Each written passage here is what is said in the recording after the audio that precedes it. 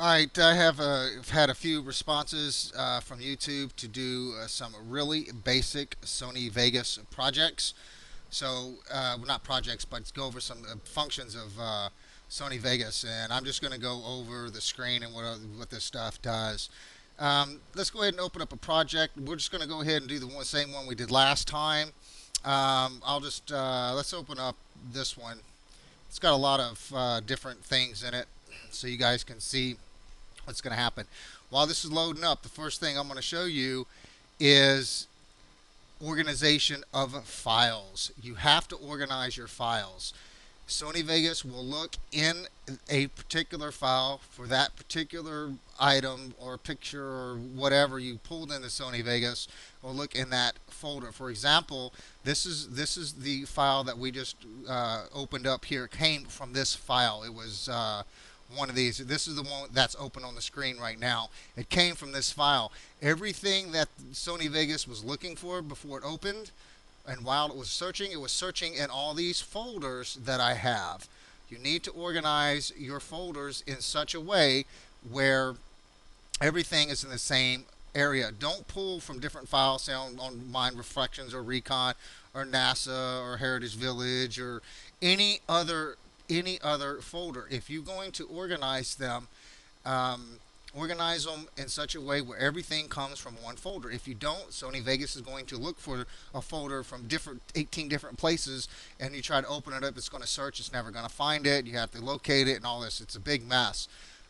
So that is very important. So let's go ahead and go up into Sony Vegas and go over some of the basic functions. I have a project open here. It's the same one we used in another tutorial. This is a good project to use because it's not too complicated and there's a lot of things going on. First of all, this little deal right here, that's called a scrubber. That's all that is. It's not a cursor. This little thing is a cursor. That's referred to as a scrubber. This little area down here, this is known as the trimmer.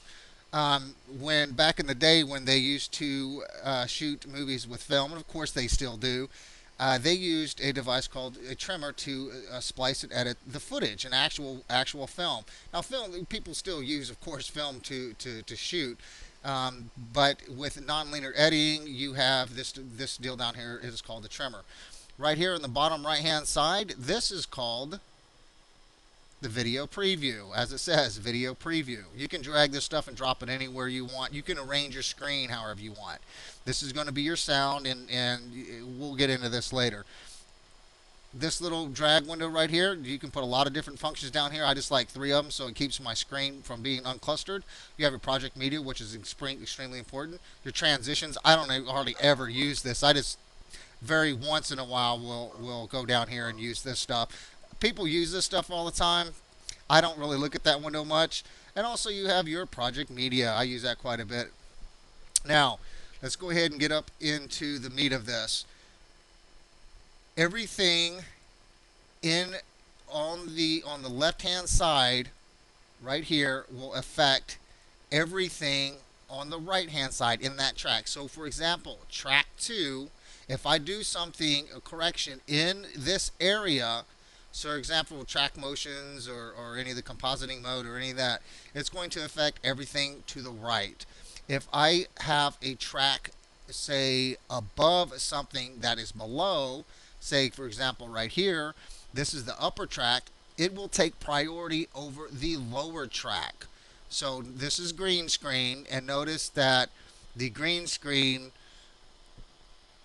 my face is taken priority over this lower track that's underneath it. So anything to the left, you do something here, it affects the whole track. Anything on top will take priority on anything that's below it. Also, that's what you see on this screen, is you see these little squiggly lines that are in track 6 in this audio track. These are my audio levels.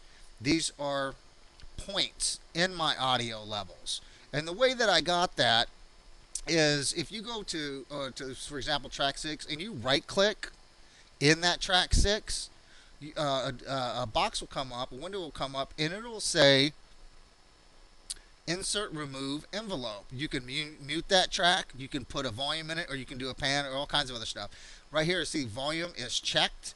Well, volume is checked, and then this line comes up, and then I can add points and do whatever I want to that track. That means that as my video is playing, as I play my video, I can actually control the sound of my track. For example, right here, music is playing loud, nothing's going on, and then it slowly drifts down, and then I start to speak.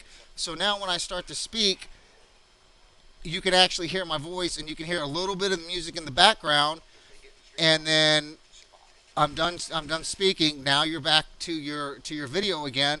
Music raises up, and you can hear what's going on. So those are some of the basic functions on the screen. Now, some of your hotkeys, I'm going to go over this real fast. In order to edit quickly and dynamically and save time, you need to know some hotkeys with this program. Let's get into your play, pause, and backup button. In order to play your video, it's the L key. Just hit it once and you'll go forward. To stop your video, hit your K button. To go back, hit your J button. Pause is K. Now, if you want to play slow motion forward, hit your K button, hold it down, hit your L button once, then let go of your K button. Now I'm playing my video in slow motion. Okay? K to pause. I want to go backwards slow motion, hit your K button, hold it down, hit your J button, let go of both of them, and it will play slow motion backwards. Hit your K button to pause. I want to go fast forward, fast to just go through my video quickly. Hold your K button down, hit your L a couple times. Just keep hitting it. Now I'm going to go fast. I want to go backwards fast, hit your K, hold it down, hit your J button, hit it a couple times. And you will go fast motion backwards. So that's very important to know. Also, if you want to get rid of all this stuff that's at the bottom, and you have a lot of things that are going on in your project, if you hit your I'm sorry, I can't do it right now because I'm recording. That'll stop my recording. I think it's F11. Let's try it. Yeah, it's F11. You hit your F11 button, and everything at the bottom will go away. Hit your F11 again. It comes up. Now, some of the other functions. Setting a marker. Say, for example, I'm working in this region of my video, and I need to make a change in this area. So, say right at the impact of that kick, when I'm kicking, I need to mark that for whatever reason. All you have to do is hit M, and you'll see this little marker that comes up right here. And I'll take it off, and I'll do it again. Delete. Hit M. That marker will come up, and I'm going to name it, I don't know, kick 1, and hit enter. Now that marker's named kick 1. I can drag this wherever I want. There's only one marker in this project right now. We can put it however many we want. So I want that marker there, and say I want a marker, I don't know, here on this right there. So I'll go here and I'll hit M, and then I'll say kick 2, enter, and then I've got 2 markers set up. Okay, let's go ahead and take those back off. Just right click. You can either rename it, you can delete it, or you can go to something else. Delete. Now say you have down here in this bottom track, you have this audio. Well, you can also put audio markers in, which are red. I can hit N. It says track 1. I can right click. I can rename it. I can delete it. I can select a region. I can whatever I want to do. Now with your tracks. With your tracks, keep in mind they will post 2 of them. So notice track 1 went here and another one went here. You can move these around wherever you want to. Also, that deals with your audio. So I want to delete that. Say right click, delete. It goes away.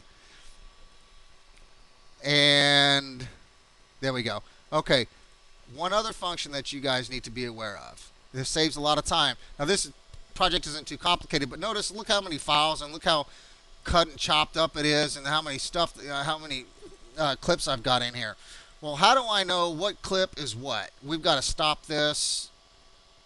about right now. One other last thing, this right here is your file name. Control Shift I turns it on. Control Shift I takes it back off.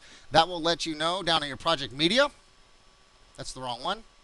And your project media, what clip you're dealing with. I hope that helped out with your basic overview of Vegas, and we will do another one and actually do some more.